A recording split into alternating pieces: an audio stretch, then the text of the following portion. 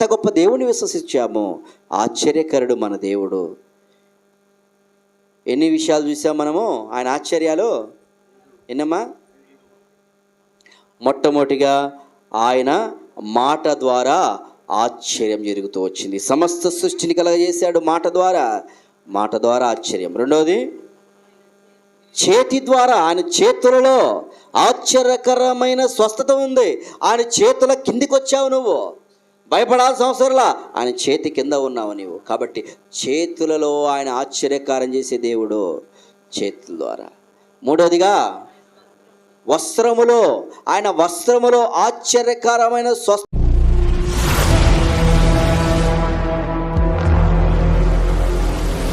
మార్కులు సంపాదించాడండి అని మాట్లాడతారు. లోకములో ఏదన్నా టెక్నాలజీ వచ్చినప్పుడు భలే ఆశ్చర్యకరమైన టెక్నాలజీని ఉపయోగించారండి అని మాట్లాడుతూ ఉంటారు. ఈ దినాల్లో మనం చూసినప్పుడు మన యొక్క పాత దినాల్లో మనం గమనించినప్పుడు ఎవరికైనా ఒక కబురు పెట్టాలంటే, ఏదైనా కబురు పెట్టాలంటే హాస్పిటల్లో అడ్మిట్ అయి ఉన్నాడు, ఒక 2 గంటల్లోనో ఎప్పుడో సీరియస్ కండిషన్ అయిపోద్ది, ఆ హాస్పిటల్లో ఉన్న వాళ్ళ తండ్రి యొక్క కుమారుడు హైదరాబాద్లో ఉంటే ఆ వ్యక్తికి ఒక మెసేజ్ పాస్ చేయాలంటే 30 సంవత్సరాల క్రితము ఏం చేసేవాళ్ళు? పోస్ట్. అది పోయేసరికి ఎన్ని రోజులు పడుతుంది? 3-4 రోజులు పడుతుంది. ఆయన 2 గంటలు చచ్చిపోతాడు, వచ్చి అందుకునే పరిస్థితి లేదు. కానీ ఈ దినాల్లో మనం చూసినప్పుడు మన చేతిలో ఉన్న మొబైలు ఒక ఆశ్చర్యకరంగా ఎంబటి సెకండ్లోనే ఫోన్ చేయడం, వాళ్ళు రావడం జరుగుతూ ఉంది. ఆశ్చర్యకరమైన దాన్ని కనిపెట్టారు. ఒక వండర్ఫుల్ టెక్నాలజీ అనే దాన్ని ప్రపంచానికి అందించడం జరుగుతూ వచ్చింది. ఆశ్చర్యం చేశారండి, భలే ఆశ్చర్యకార్యం జరిగింది. ఆశ్చర్యమైన టెక్నాలజీ అంటారు మనం జ్ఞాపకం చేసుకున్నట్లయితే. మరి మన దేవుడి గురించి మనము మాట్లాడుకున్నట్లయితే ప్రపంచంలో అనేకమైన టెక్నాలజీని ఉపయోగించి మొబైల్ కానీ, జేసీబీ కానీ, లేకపోతే ఇంకా సాఫ్ట్వేర్ ఇండస్ట్రీ కానీ, కంప్యూటర్ కానీ, కుర్చీలు కానీ, ఇంకా జరగబోతున్న మెడికల్ టెక్నాలజీని ఉపయోగించే వాటన్నిటిని మనం చూసినప్పుడు ఎంత ఆశ్చర్యం అనిపిస్తూ ఉంటుంది. మరి దేవుడి విషయం వచ్చినప్పుడు ఆయన పేరే ఆశ్చర్యకరుడు. ఆయన పేరే ఆశ్చర్యకరుడు. He is a wonderful God. His name is wonderful God. ఆయన పేరే ఆశ్చర్యకరుడని దేవుని వాక్యం సెలవిస్తుంది. ఈరోజు నేను ఆశ్చర్యకరుడు అనే మాట గురించి మీతో పంచుకోబోతున్నాను. ఆయన ఏం ఆశ్చర్య కార్యాలు జరిగిస్తూ వచ్చాడో మనం కొన్ని విషయాలు మనము జ్ఞాపకం చేసుకుంటాం. చూడండి, యెషయా గ్రంథం 6వ అధ్యాయం 9వ అధ్యాయం. యెషయా గ్రంథం 9వ అధ్యాయం 6వ వచనాన్ని మనం చూద్దాం. ఏలైనగా మనకు శిశువు పుట్టెను, మనకు కుమారుడు అనుగ్రహింపబడెను, ఆయన భుజము మీద రాజ్యభారం ఉండెను. ఆశ్చర్యకరుడు, ఆలోచనకర్త, బలవంతుడైన దేవుడు, నిత్యుడగు తండ్రి, సమాధానకర్త అధిపతి అతనికి పేరు పెట్టబడను. మొట్టమొదటిగా ఇక్కడ రాస్తున్న మాట ఏంటంటే ఆశ్చర్యకరుడు అనే మాట రాయబడుతుంది. ఆశ్చర్యకరుడు అంటే ఇంగ్లీష్లో వండర్ఫుల్ అంటే wonderful God, wonderful, his name is wonderful. ఆశ్చర్యకరుడు అనే మాట మనం జ్ఞాపకం చేసుకున్నప్పుడు దేవుడు ఎంత గొప్ప దేవుడు, ఎంత గొప్ప ఆశ్చర్యకార్యము చేశాడు. లోకంలో మనం చూసినప్పుడు ప్రపంచంలో ఉన్న వారందరూ అనేకమైన టెక్నాలజీ ఉపయోగించి ఆశ్చర్యకార్యాలు చేస్తుంటే ఈయన పేరే ఆశ్చర్యకరుడు. మరి దేవుడు ఏం ఆశ్చర్యకార్యాలు చేశారు, మన జీవితంలో ఏం ఆశ్చర్యకార్యాలు చేశారు, కొన్ని విషయాలు మనం జ్ఞాపకం చేసుకుంటాం. చూడండి, ఆదికాండం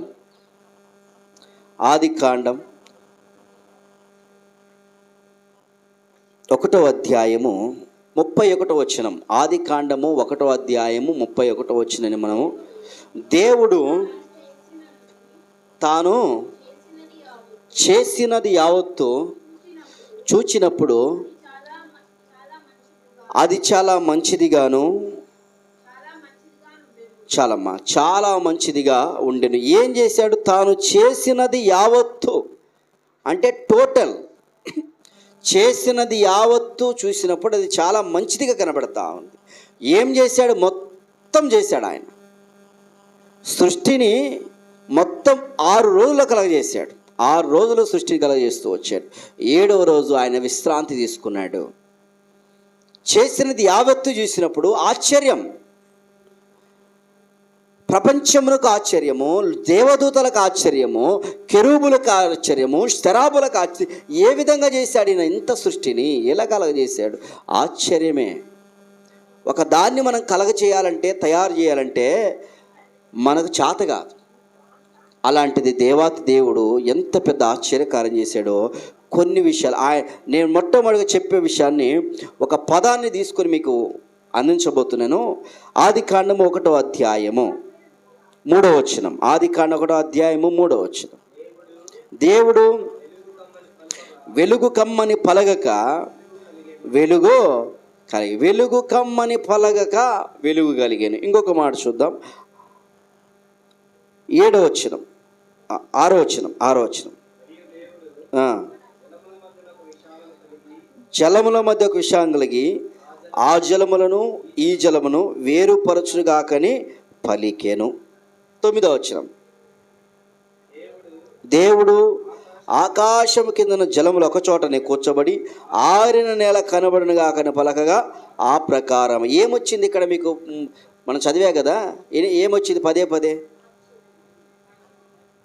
పలకగా. ఎస్, పలుకగా. ఆయన పలుకలో ఏముంది? ఆశ్చర్యం. ఆయన పలుకలోనే ఉంది ఆశ్చర్యం. పలకగా, పలకగా, పలకగా, పలకగా అంటే ఏంటిది? ఆయన నోటి మాటలో ఆశ్చర్యం ఉంది. ఆయన నోటి మాటలోనే ఆశ్చర్యం ఉంది. పలకగా. హైందవులు చాలామంది ఓం అనే మాట రాసుకుంటారు, ఓం అనే పదం. ఓం అంటే తెలుసు ఏంటి అర్థం తెలుసా? ఓం అంటే వాక్యం, ఓం అంటే మాట. పలకగా, నోటిలో నుంచి దేవుని యొక్క వాక్కు బయటికి రాగా సమస్తం కలుగుతూ వచ్చింది. సమస్తం పలకగానే కలుగుతూ వచ్చింది. మొట్టమొదటిగా దేవుడు మొదటి రోజున ఏమి పలికాడు అంటే, సమస్తము శూన్యముగా ఉన్నప్పుడు, ఆకాశము, భూమి, నక్షత్రాలు ఏమీ లేనప్పుడు సమస్తము శూన్యం. శూన్యముగా ఉన్నప్పుడు శూన్యములో ఆయన పలకగానే వెలుగు చీకటి వేరుపరచబడ్డవి. వెలుగు చీకటి వేరుపరచబడ్డాయి. పలకగానే వెలుగు చీకటి వేరుపరచబడి. చూడండి 3వ వచనం. దేవుడు వెలుగు కమ్మని పలకగా వెలుగు కలిగెను. వెలుగు మంచిదైనట్టు దేవుడు చూచెను. దేవుడు వెలుగును చీకటిని వేరుపరచెను. వెలుగు మంచిది, వెలుగు కమ్మని పలికాడు ఆయన. వెలుగు కమ్మని పలుకుతూ వచ్చాడు. వెలుగు కలిగింది, వెలుగు కలుగుతూ. ఆ వెలుగు ద్వారా ఎక్కడి నుంచి వచ్చింది ఆ వెలుగు? ఆయనే వెలుగుగా ఉన్నాడు. వెలుగు కమ్మని పలకగా సమస్తం వెలుగుగా మారుతూ వచ్చింది. లైట్. పలకగా, మాటలో, ఆయన మాటలో ఆశ్చర్యం కనబడుతూ ఉంది. మీరు ఆ సృష్టి క్రమాన్ని చెప్పగలరా? 6 రోజులు ఏమేమి తయారు చేసి చెప్పండి ఒకసారి. పిల్లలు కానీ పెద్దవాళ్ళు కానీ. వెలుగు చదువుతున్నాం కానీ మనకి ఏ రోజు ఏం చేసినా తెలియదు కదా. చదువుతున్నాము, గుర్తుపెట్టుకోవాలనుకుంటాము, చేత కాదు. ఇప్పుడు నేను చెప్పే దాని ద్వారా మీకు అర్థమైపోద్ది. 6 రోజులు సింపుల్గా మీరు తెలుసుకుంటారు. మొట్టమొదటిగా దేవుడు వెలుగును కలగజేశాడు. వెలుగును చీకటి వేరుపరిచి వెలుగును కలగజేశాడు. మొట్టమొదటి ఫస్ట్ డే గుర్తుపెట్టి పిల్లలు. దేవుడు సృష్టి క్రమం 6 రోజుల సృష్టి. 6 రోజుల సృష్టిలో మొట్టమొదటిగా వెలుగును చేశాడు.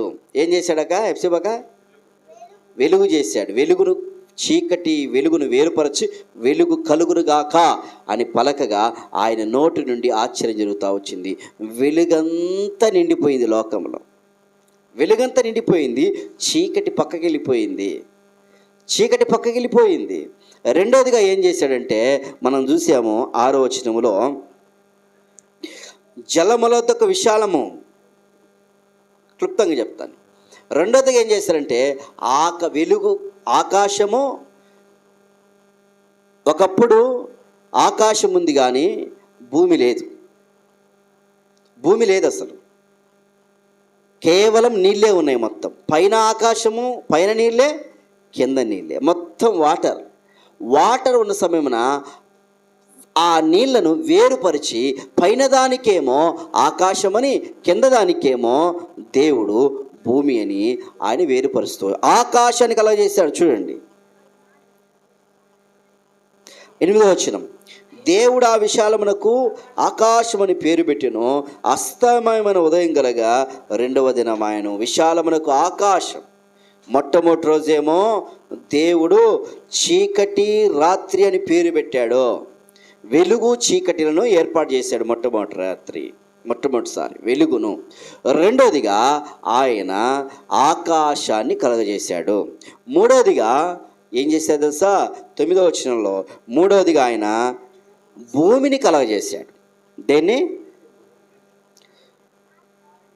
9వ వచనం, ఆకాశం కింద ఉన్న జలములు ఒక చోటనే కూర్చోబడి ఆరిన నేల కనబడుగా అక్కడ పలుగ్గా దేవుడిని ఆరిన నేలకు భూమి అని పేరు. పలకగా ఆరిన నేల రావాలా అని చెప్పగానే పలికగానే అది ఆరిన నేల అయిపోయింది. మొత్తం ఆరిన నేల మొత్తం అయిపోయింది, దానికి భూమి అని పేరు పెట్టాడు ఆయన.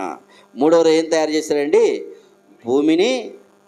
భూమిని వృక్షములను, అక్కడే రాయబడింది, ఫలవృక్షములు, గడ్డి, చెట్లు, వాటన్నిటిని మూడో రోజున భూమిని, చెట్లు, గడ్డిని, విత్తనం నుంచి చెట్లను అన్నిటికీ అలా చేశాడు మూడో రోజు. గుర్తుపెట్టుకోండి. మొట్టమొదటిది ఏంటిది? వెలుగు. రెండో రోజు ఆకాశము. మూడోది భూమి. వెరీ గుడ్, బాగా అర్థమైంది ఇప్పుడు మీకు. సండే స్కూల్లో చెప్పినట్టు చెప్పాల్సి వస్తుంది. మూడోదిగా భూమి. నాలుగోదిగా చూద్దాం, 4 ఏం తయారు చేశాడు? 14వ వచనం,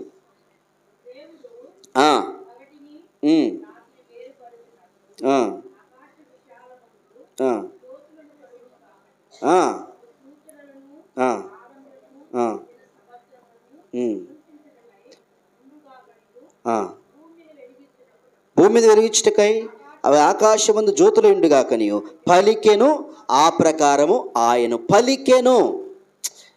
ఈ 5 రోజులు దేవుడు పలుకుతానే వచ్చాడు. పలికెను. ఆయన మాటలో ఆశ్చర్యం ఉంది. గుర్తుపెట్టుకోండి, ఆయన మాటలో ఆశ్చర్యకరుడు. ఆయన మాటలో ఆశ్చర్యం ఉంది. 4వ రోజు దేవుడు ఏం కలగజేస్తూ ఏమి పలుకుతూ వచ్చాడంటే, సూర్యుడు, చంద్రుడు, నక్షత్రాలు, గ్రహాలు, ఆకాశంలో ఉన్న విశ్వమంతా ఆయన 4 రోజు కలగజేస్తూ వచ్చాడు. ఈరోజు చాలామంది దినాల్లో జాతకాలు చెబుతామని చెప్పేసి నక్షత్రాల పేర్లు చెప్పి వాళ్ళు ఇదిగో వీడియోలో మనం చూసినప్పుడు, అమ్మ నీ జాతకం చెప్తాము, నీ పేరు చెప్పు, నీ నక్షత్రం చెబుతాం, నువ్వు పుట్టిన డేట్ చెప్తాం, నీకేం జరుగుతుందో తెలుసు అని చెప్పి బూటకం. వాళ్ళ యొక్క భవిష్యత్తు వాళ్ళకే తెలియదు, రాబోయే భవిష్యత్తు వాళ్ళు చెప్పగలరా? లేదు. నక్షత్రాలను, సూర్యుణ్ణి, చంద్రుణ్ణి, నక్షత్రాలను 4 రోజు దేవుడు పలికగానే కలుగుతూ వచ్చాయి. ఉదయకాలమున సూర్యుడు వస్తాడు, సాయంకాలమున చంద్రుడు వస్తాడు. నక్షత్రాలు ఆకాశములో వెలిగించుట కొరకై అవి ఏర్పరచబడుతూ వచ్చాయి. 4వ రోజున దేవుడు సూర్య చంద్రులను, నక్షత్రాలను కలగజేశాడు. 4వ రోజు గుర్తుపెట్టుకోండి, సూర్య చంద్ర నక్షత్రాలు 4వ రోజు దేవుడు కలగజేశాడు. పలికెను. 5వ రోజు చూద్దాం. 5వ రోజు ఏం చేశాడు? 5వ రోజున ఏం చేశాడు? 5వ రోజు చెప్పండి మీరే.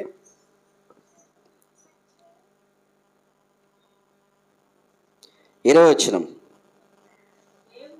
దేవుడు జీవము కలిగి జలములు సమృద్ధిగా పుట్టించుగాకని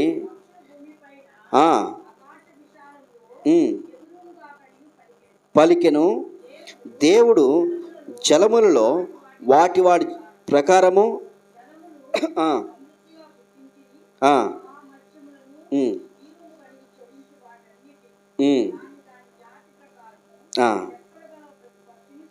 చాలు. చూడండి, దేవుడు ఏం తయారు చేశాడు తెలుసా?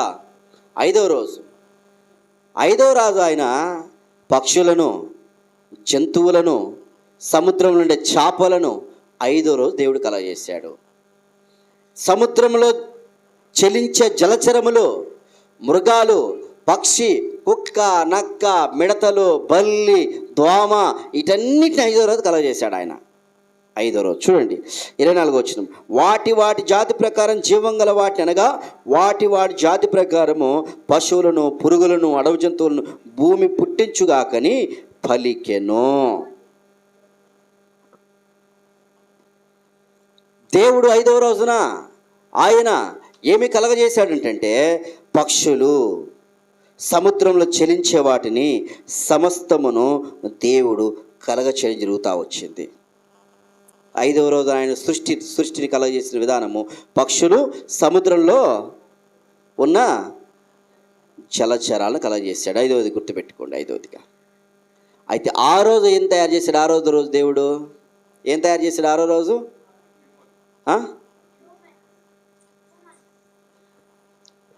ఆరో రోజున దేవాతి దేవుడు, ఇక్కడ రాయబడుతుంది మనకి, ఆరో రోజున నరునితో పాటు అతనికి తోడుగా ఉండుట కొరకై అడవి జంతువులంట. 24 పశువులు, పురుగులు, అడవి జంతువులు భూమి పుట్టించుగాకని పలికెను. ఆ ప్రకారము ఆయను. ఆరవ రోజున దేవాతి దేవుడు మృగములు, అతనికి తోడుగా ఉంట కొరకై జంతువులు, వాటిని తయారు చేశాడు దేవుడు. ఆరో రోజున తయారు చేసి ఆరవ రోజున దేవుడు మనిషిని కూడా చేతితో తయారు చేయడం జరుగుతూ వచ్చింది. పలికెను ఆయన. వీటన్నిటి పలుకుతూ వచ్చాడు, పలికాడు. చంద్రుడు వేరు కావాలా, చీకటి వేరు కావాలి, వెలుగు వేరు కావాలి, వెలుగు పుట్టునుగా కాడు పలికాడు. రెండో రోజు ఏం పలికాడు? రెండో రోజు ఆకాశము రావాలని పలికాడు. మూడో రోజు భూమి కలగాలని పలికాడు. నాలుగో రోజు సూర్యచంద్రులు రావాలని కలిగాడు. ఐదో రోజు ఆకాశంలో పక్షులు, సముద్రంలో జలచరాలు కలగాలని పలికాడు. ఆరో రోజు మృగములు, పశువులు వీటిని కలగజేసి ఇంతవరకు క్లోజ్ చేస్తే, ఇప్పుడు ఇంతవరకు క్లోజ్ చేస్తే అంతవరకు పెడదాం మనం పక్కకు. నోటి మాట ద్వారా ఆయన వీటన్నిటిని పలుకుతా వచ్చాడు. నోటి మాట ద్వారానే, ఇక చెయ్యి ఉపయోగించాల. పలుకుట నోటి ద్వారానే ఎంత సృష్టి కలిగిందో చూడండి. చేత్తో తయారు చేయలే అసలు. అయితే మనుషులు కూడా ఏం చేస్తున్నా తెలుసా? మనుషులు ఈ మధ్య టెక్నాలజీ ఉపయోగించి చదువు రాకపోయినా, ఆ తర్వాత మనం సింపుల్గా ఉండడానికి మనుషులు గూగుల్లోకి వెళ్ళి వాయిస్ పలకగా మనం కూడా ఏం చేస్తున్నాం? పలుకుతున్నాం. పలుకుతే ఏమవుతుంది? ఏది కావాలని వచ్చేస్తూ ఉంది. రేపు రాబోయే భవిష్యత్తులో ఎలన్ మాస్క్ మెదడులో ఒక చిప్పును అమరుస్తాడు. ఒక చిప్పును, ఆ చిప్పును అమర్చినప్పుడు ఆ మెదడులో ఉన్న ఆ చిప్పు నాకు ఇది కావాలా అని ఆలోచన చేయగానే, పలకగానే అక్కడ ఫ్యాన్ ఆన్ అయిపోద్ది. నాకు భోజనం కావాలనగానే అక్కడున్న కుక్కర్, గ్రైండర్ అంతా తిప్పేసి ఇచ్చి ఆహారం ఇస్తుంది. పలకగానే రోబోను చాలామంది పెంచుకుంటా ఉన్నారు, తయారు చేసుకుంటున్నారు. దానికి ఆజ్ఞ ఇస్తారు పలకగా, ఇదిగో ఈ పని చేసి పెట్టి, ఈ పని చేసి పెట్టి అంటే పలుకుట వలనే అన్ని పనులు జరుగుతున్నాయి. మనిషి కూడా దేవుడి వలె చేయడానికి ప్రణాళికలు చేయాలని ప్రయత్నాలు జరుగుతున్నాయి. కానీ సర్వ సృష్టిని సృష్టించిన దేవుడు ఒక్క మాట ద్వారానే, పలకగానే సమస్తం కలుగుతూ వచ్చింది. ఆయన మాటలో ఆశ్చర్యం ఉందండి. ఆయన మాటలో ఏమి చేయలే, ఇంకా చేతులతో ఏమి ఉపయోగించాలి, ఏ పని చేయాలా. ఇప్పుడున్న మన జంతువులు, పక్షులు అవన్నీ ఎట్లా వచ్చాయంట? పలకగానే. ఏవి పుట్టించాయి? భూమి పుట్టించునుగాక. కుక్క ఎలా వచ్చింది? భూమిలో నుంచి వచ్చింది. సింహం ఎలా వచ్చింది? భూమిలో నుంచి వచ్చింది. పురుగులు ఎక్కడి నుంచి వస్తున్నాయి? భూమిలో నుంచి వస్తూ ఉన్నాయి. భూమి పుట్టించునుగాక అని పలకగానే సమస్తం కలుగుతూ వచ్చింది. ఆయన మాటలో ఆశ్చర్యం ఉంది. ఆయన మాటలో ఆశ్చర్యం కనబడతా ఉంది. ప్రియమైన సోదరుడా, ఈరోజు నువ్వు నమ్ముకున్న దేవుడు మాట చేత, మహత్తు గల మాట చేత సమస్తమును కలగజేసిన దేవుడు. ఆయన మహత్తు గల మాట చేత సమస్తము కలగజేసిన దేవుడు. చూడండి, కొలస్సీయులకు రాసిన పత్రిక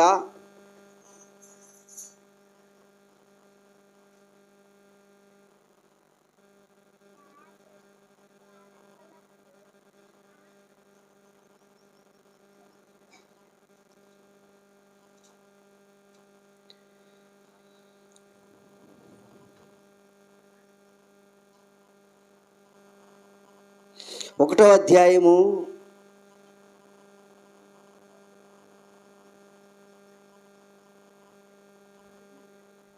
16 వచనం చదవండి. ఆ, ఉమ్, ఆ, ఆ, ఆ,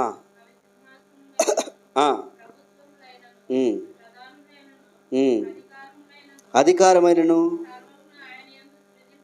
సర్వమును ఆయన యందు సృజింపబడెను. ఆ, చాలు చూడండి, ఆయన మాట ద్వారా సమస్త కలిగింది. హెబ్రీయుల రాసిన పత్రిక 1వ అధ్యాయము, హెబ్రీయుల రాసిన పత్రిక 1వ అధ్యాయము 2వ వచనం.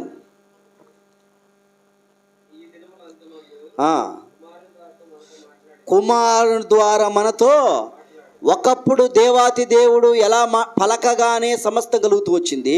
ఈ దినముల అంతమందు మత్తయి సువార్త 5వ అధ్యాయం చూడండి. ఆయన మాట కొరకు, ఆయన మాటలో ఆశ్చర్యం ఉంది, ఆయన మాటలో శక్తి ఉంది, ఆయన మాటలో ఆదరణ ఉంది. మత్తయి సువార్త 5వ అధ్యాయము 1వ వచనం చదవండి.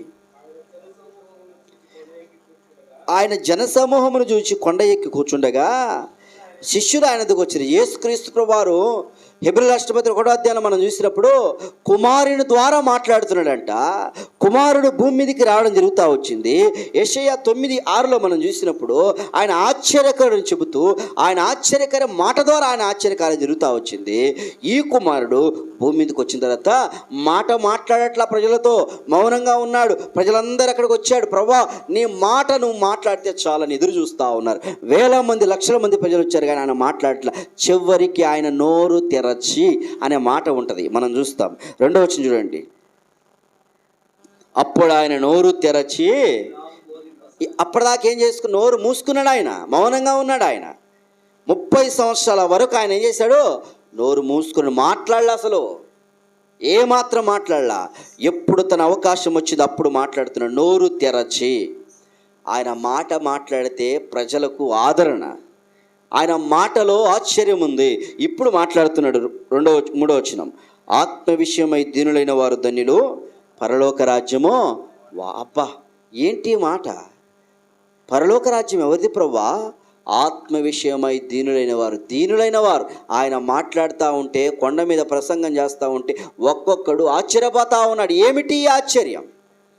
ఈ మాటలో ఇంత ఆశ్చర్యం ఉందా? ఈ మాటలో ఇంత శక్తి ఉందా అని ఆయన మాట కంట ఎవడు కూడా మాట్లాడలేడంట. ఇంకా ఆయన మాట్లాడుతూ ఉంటే ఏ వ్యక్తి కూడా మాట్లాడలేకపోతూ వచ్చాడు. ఆయన మాటలు అంత శక్తి ఉంది. ప్రేమైన సహోదరుడా, ఈరోజు యేసుక్రీస్తు వారు మాటలో ఉన్న ఆశ్చర్యాన్ని మనం చూస్తూ ఉన్నాం. మాట ద్వారా సమస్తాన్ని కలగజేశాడు. మాట ద్వారా ప్రజలకు ఆదరణ వర్తమానం అందిస్తూ ఉన్నాడు. చూడండి, ఇంకొక మాట చూద్దాం. మత్తయి సువార్త, ఆయన మాట ద్వారా ఏం జరుగుతుందంటే 8వ అధ్యాయము 8వ వచనం. మత్తయి సువార్త 8:8. ఆ శతాధిపతి, ప్రభువా, నీవు నా ఇంటిలోనికి వచ్చుటకు నేను పాత్రుడను కాను, మాట మాత్రము సెలవిమ్ము, అప్పుడు నా దాసుడు ఏం కావాలంటున్నాడు? మాటే, నీ మాటే చాలు. నువ్వు మాట మాట్లాడితే చాలయ్యా, నాకు స్వస్థత వస్తుంది. నేను మంచోని కాదు, నేను పాపిని, నేను అపరిశుద్ధుణ్ణి, నా ఇంట్లోకి వచ్చేటప్పుడు నేను అర్హత లేదు నాకు, నువ్వు మాట చెబితే చాలు అంటే యేసయ్య అంటాడు, లేదు పద ఇంటికి పోదాంపా అంటే, లేదు రావద్దయ్యా. అప్పుడు అంటాడు దేవుడు, మాట ద్వారా ఆ బిడ్డను స్వస్థపరుస్తూ వచ్చాడు. స్వస్థపరిచిన తర్వాత అప్పుడు ఆ శతాధిపతి యొక్క పనులలో ఒకడొచ్చి, అయ్యా నీ బిడ్డ బాగైపోయినాడు అంటాడు. నీ బిడ్డ బాగైపోయినాడు, ఇక నువ్వు బోధకుణ్ణి ఏమన్నా చూడండి, ఒకసారి చూడండి. 13.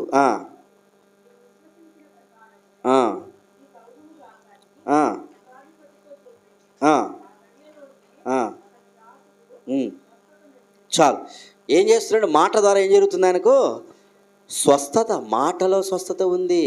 యేసుక్రీస్తు మాటలోనే. ఈరోజు ప్రియమైన సోదరుడా, యేసుక్రీస్తు మాట ద్వారా ఎవరిని ఆదరించకపోయినా, ఎవరిని ఓదార్చకపోయినా, ఏ ఒక్క వ్యక్తి నీకు సహాయం చేయడానికి ముందుకు రాకపోయినా, ఆయన మాట నిన్ను ఆదరిస్తూ ఉంది.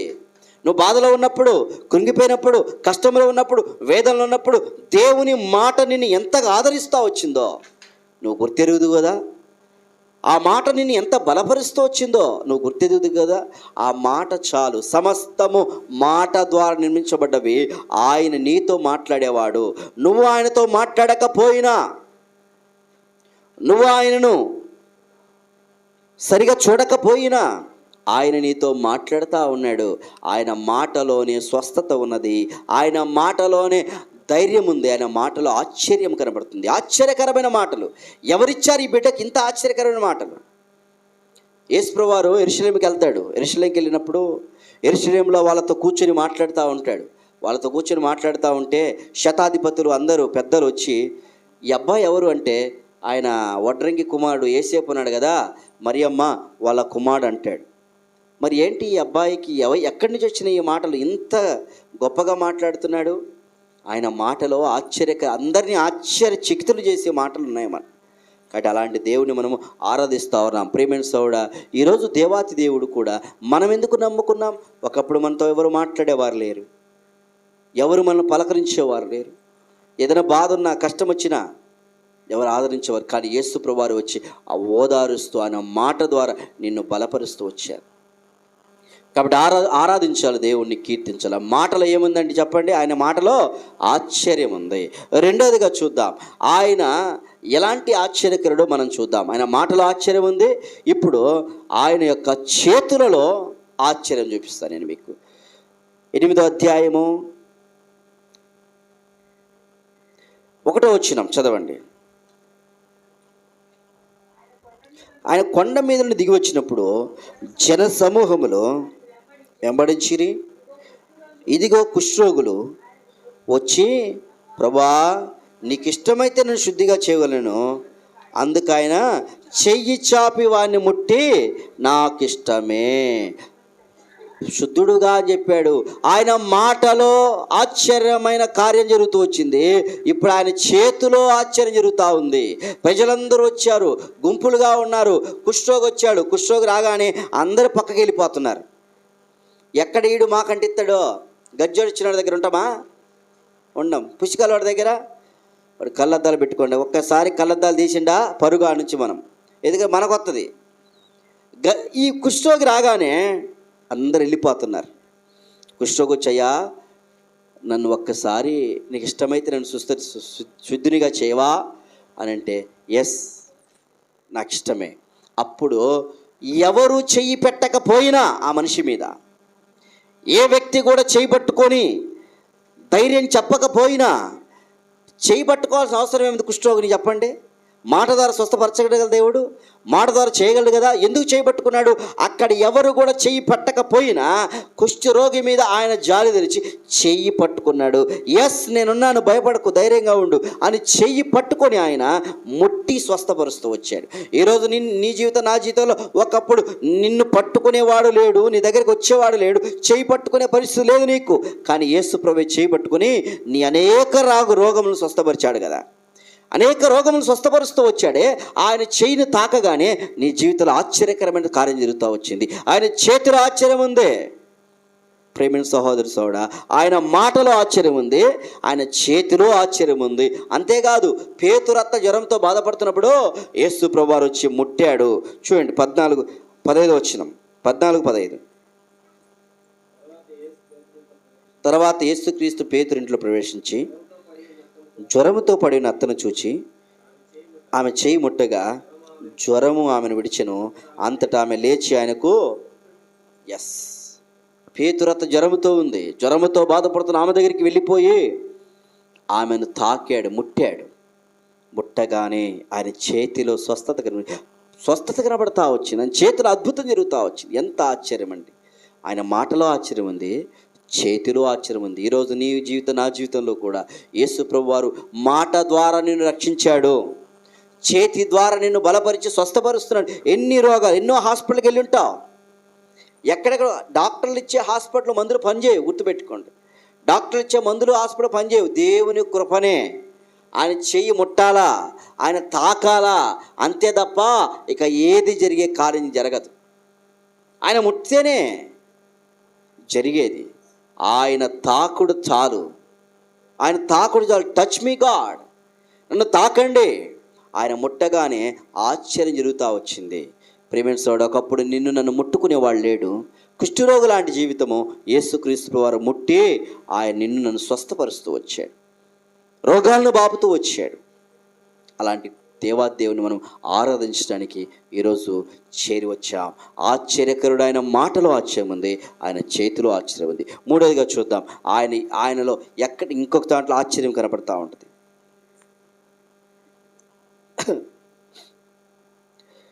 9వ అధ్యాయము మత్తయి సువార్త 9వ అధ్యాయము 21వ వచనం చదవండి.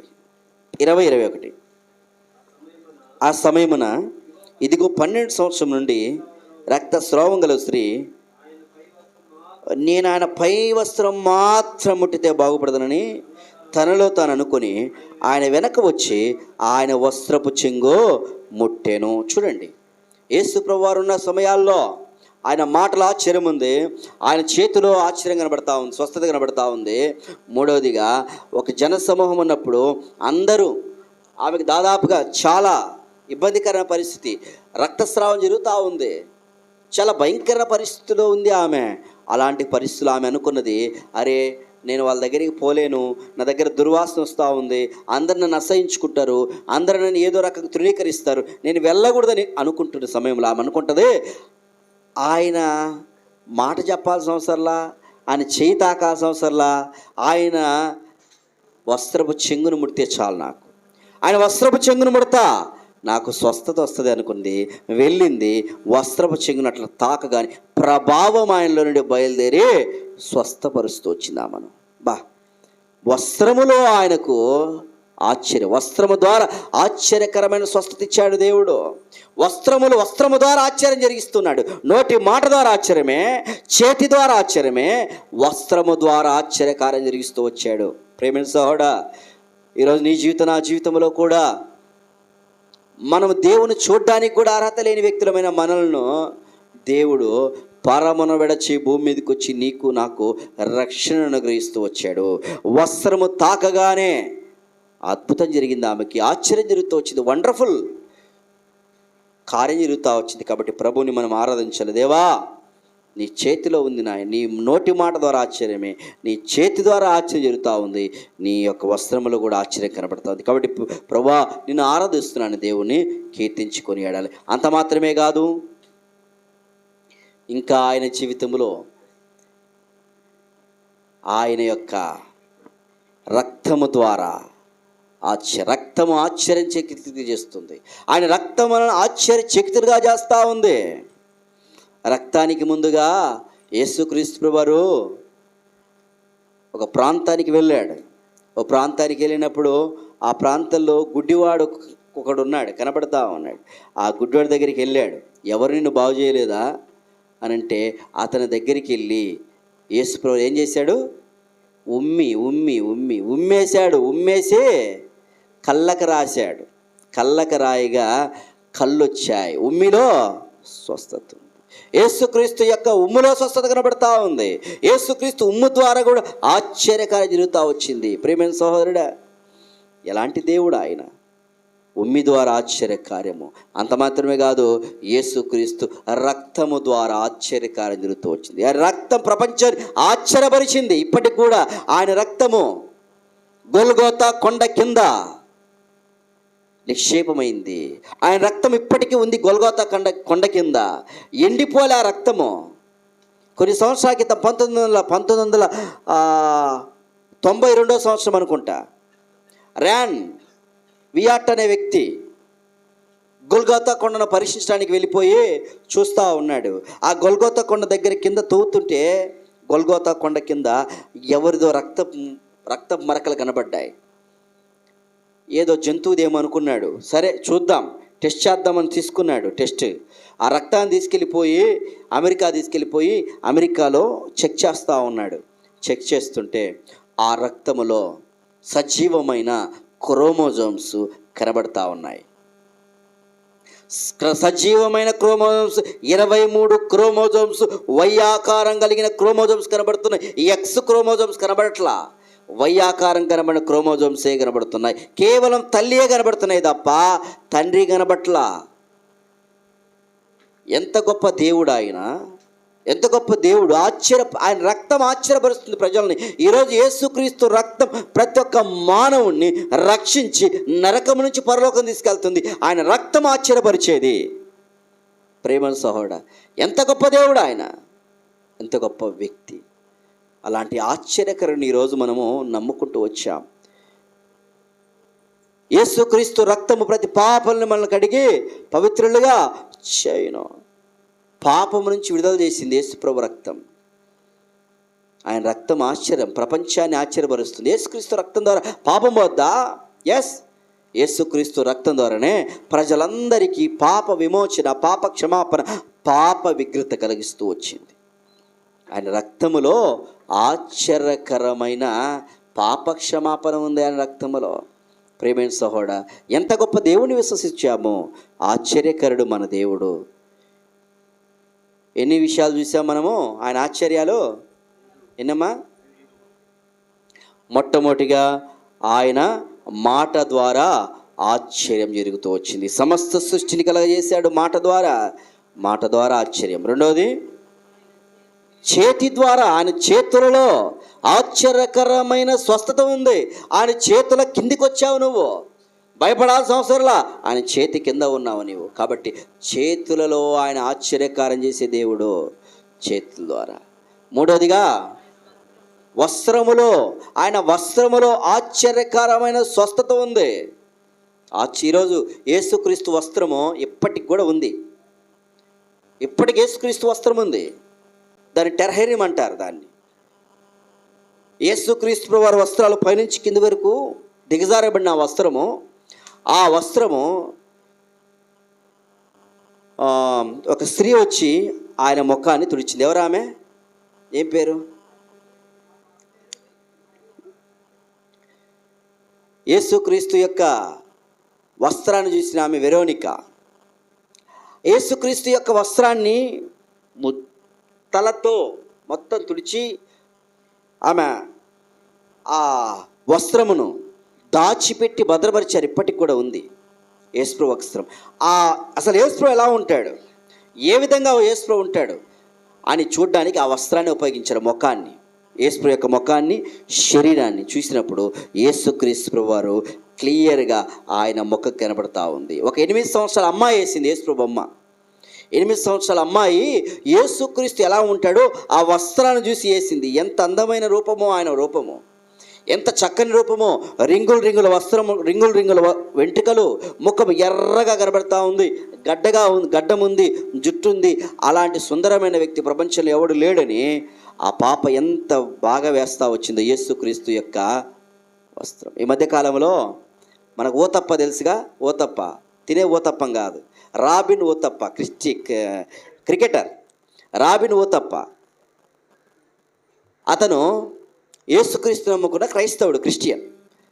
చాలా పెద్ద బంగ్లా కట్టుకున్నాడు. ఆ బంగ్లాలో రాబిన్ ఓతప్ప పైనుంచి కిందికి యేసుక్రీస్తు యొక్క బొమ్మను గీచిన ఆ బొమ్మ కనబడితే రిపోర్టర్స్ వెళ్ళి అడుగుతున్నారు, ఎవరండి ఈయన? యేసుప్రభుదే కదా బొమ్మ అంటే, అవునమ్మా, 8 సంవత్సరాల అమ్మాయి వేసిన దాన్ని నేను కొన్ని కోట్లకు కొన్నానని చెబుతూ వచ్చాడు ఆయన, రాబిన్ ఓతప్ప. ఆయన ఉండేది ఇప్పుడు దుబాయ్లో ఉంటున్నాడు. దుబాయ్లో ఆ బొమ్మను పెట్టుకున్నాడు. యేసుక్రీస్తుని గణపరుస్తూ ఉన్నారు, కీర్తిస్తూ ఉన్నారు. యేసుక్రీస్తు యొక్క వస్త్రములో ఆశ్చర్యం కనబడతా ఉంది. ప్రేమైన సహోదరుడు, ఎంత గొప్ప దేవుడు, ఎంత గొప్ప దేవుడు!